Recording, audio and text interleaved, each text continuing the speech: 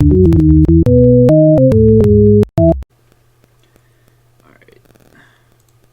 A squealing whisper came right into your ear. Tamarack had noticed the wood thing too.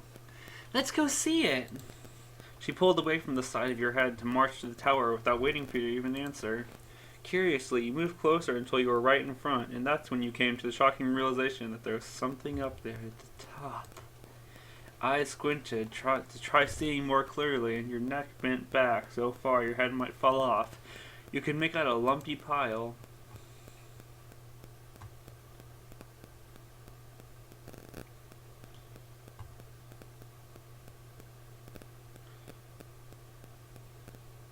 Let's figure it out. Reaching one hand higher and the other closer to anchor yourself, you grab hold of different fake rocks attached to the wall. You then situated one of your feet onto the lowest climbing point. You huffed and strained your arms to pull. The foot on the rock and carried all your weight as you lifted the other onto the air. It was tricky, but you got that second foot against a rock of its own that was higher up than the first. You've made it fully off the ground. Hello? Hello? Is somebody home?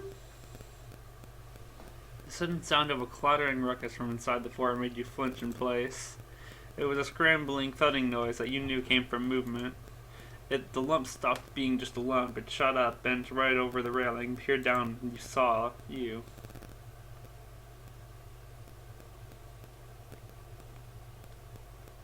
It was another kid.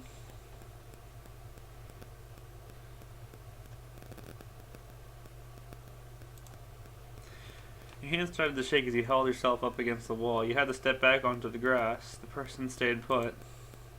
The silent standoff of surprise played out between you and the stranger. Then altogether, one half of their mouth, one of their eyebrows, and the other of their hand shifted upwards. That lopsided pose they had, and the fact that they were at the top of a tower made them seem pretty in charge here. Who are you? Why are you in my backyard? They were in charge here.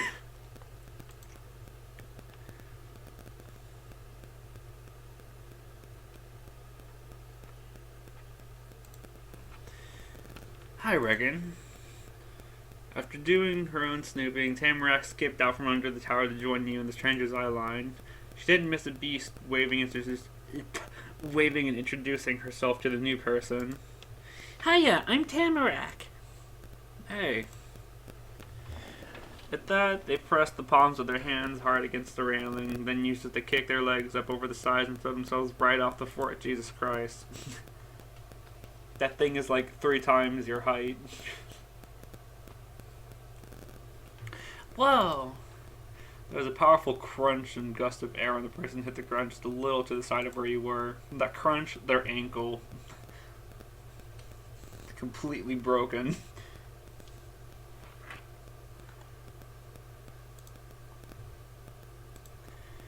They landed on their feet, crouching into a ball and making the hood of their jacket flip over their head and the impact from falling so far down. The person stayed like that for long enough that the leaves that stirred up onto the grass again. Then the kids straightened themselves out with more poise than you could have expected. Squared shoulders, chin up, and with that one hand they pushed the hood down over their back again. They were confident and knew how to show it. That's that.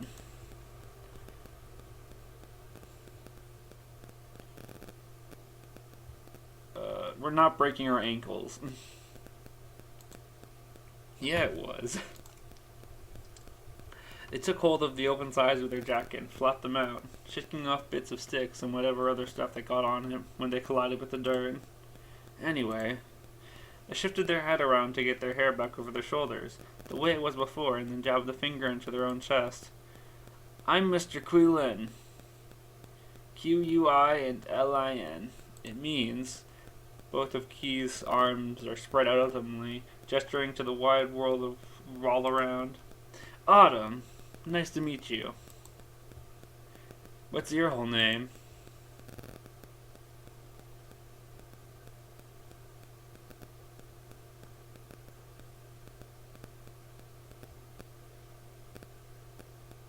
Wait, did I say it wrong?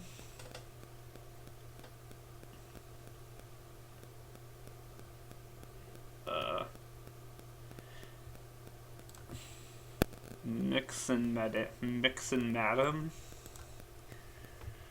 He said the same thing that you just did, but while it made sense to you, Kui was. Hold on, I'm gonna actually look up how to pronounce this. Because now I.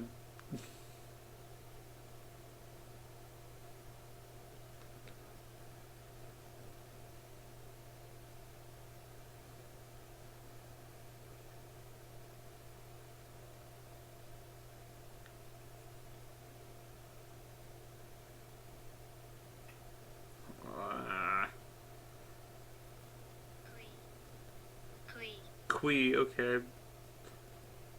Never mind. It's rated 1 out of 5.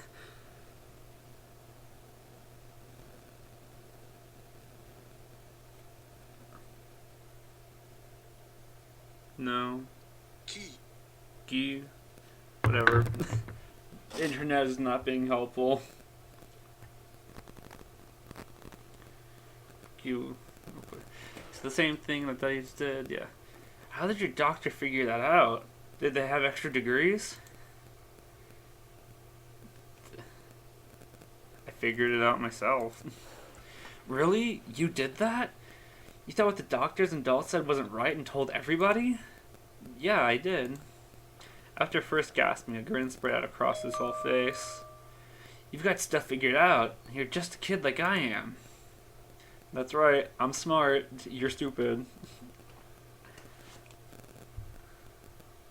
No, we're gonna be a little humble. What if it changes? It could change? Yeah, maybe. I'm impressed by your wisdom. Mixon Madame Reganistic. Wait, and also, how old are you two? We seem pretty similar to me. Me and them are the same. 10. Q slapped his fingerless gloved hands against the front of his chest to show just how taken aback he was. Whoa, so am I. Nobody else close by was exactly 10 before, and now there are 2 more. Wow, we came at just the right time. He did. You two are gonna grow up someday, and I'm gonna grow up too. But what if, but hear me out, what if I said no and simply exploded?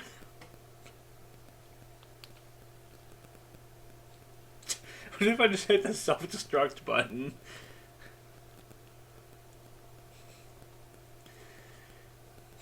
But that's never gonna stop us from being the same age. Cool.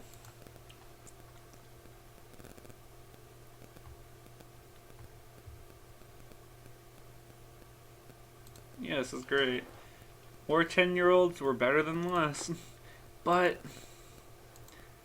the talk you were having ended with a clear clap from Q to bring it to a close. Now that we're people who know each other, I still want to hear what you were doing. I've lived my whole life in this town, in this neighborhood, in that house, and I've never seen either of you anywhere. There's gotta be something going on. Tamarak's wide, knowing gaze met yours. You understood what you had to do. Well... You reached into your pocket and presented the mystery paper to Q, wanting your own explanation. But before you even said anything about it, Q wheezed with a tight grimace. He looked as stiff as the wood tower behind him, just like that. He stammered and babbled and pointed his finger all around the space that was sort of in front of you until the word finally came to him.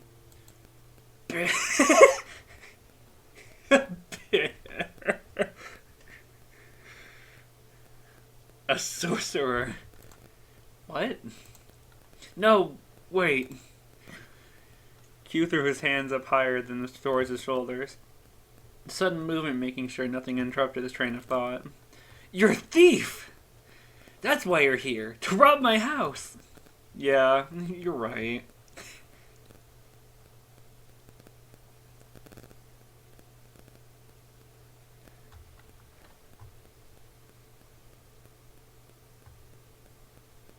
Also, yeah, why do you sound so excited that I'm a thief?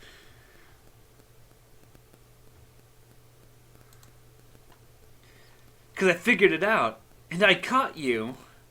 Do you really think I'm a robber? He got all fluttery with his laugh and the waving of his fingers. No, you're just a kid, but you've got some good tricks. Hugh tucked one of his hands into his jacket and moved it around in there, humming the whole time. There was some kind of secret pocket or compartment in that coat. Aha! He pulls out a Glock and shoots both of us at the end. Just as you thought. When he removed his hand, he was grabbing on something. It was a gun! The edges were bent up and crumbly, probably from being squished a lot of ways and a lot of times. And there were papers sticking out in weird ways that made you think they weren't even attached to the book anymore. They were just smashed between other pages to keep them in place. But the thing you noticed the most were the colors. Tan with dark... Why the fuck are you writing my name down in your dream journal? Tamarack squealed, bounding closer to you. She and you had the same idea at the very same time. It was the paper from the airplane. Cleo flipped open the book, tapped in a slow considering rhythm at the front page at the back of his knuckles, and said what you wanted to know without you having to do anything. That's my special paper with my notes on it, but it's not in my notebook. It was in your pocket. You must have done the thing that's... Sleight of hand. Sleight of hand. That's what you did to snatch my stuff in the blink of an eye while I was standing right here. So you're a magician, or a pickpocket. That's all it could be. He shifted on his feet, putting one hand on his hip and using the other to make a waggling gesture with the notebook. Q was really confident in his accusation against you. Can you show me how you do it? What that wavy motion Q did was too much for the old notebook. It bent in half upwards and downwards with the momentum of its owner's arm. Some of the paper slid out, they drifted to the ground lightly in the same way leaves fell from trees. You stared right at them, sitting on the ground freely like that. Q didn't.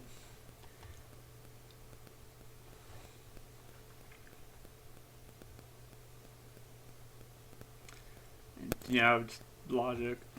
Yeah, yep, you dropped it.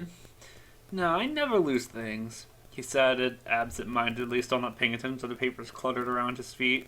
They were pretty much just waiting to blow away in the wind at that point.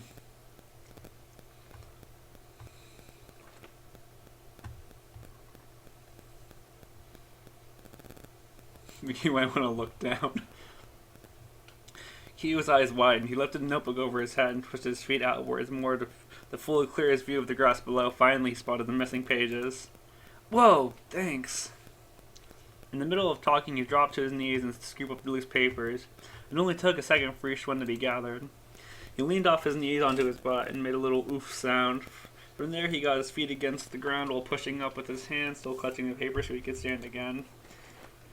With the successful rescue mission done, Q delicately flipped through the notebook, inserting the loose papers along the way between different pages. He went all the way to the end. And Q's complete book was pressed out once more. Hey, that really helped, Dragon. A beaming smile directed right into your face, almost had you covering your eyes. But before that happened, he looked away. Q twisted to the side to better rummage inside the hidden pocket inside of his jacket. He made super sure that the entire stack of papers made it back safely this time. You heard a sigh of relief. In an even swooping move, Q tilted his head back over his shoulder to reveal his face again. The bright expression from before is completely gone. He had that smirk again. So, did you see that? I don't lose anything.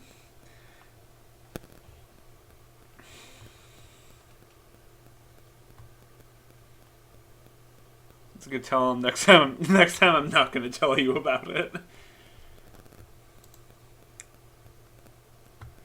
Yeah.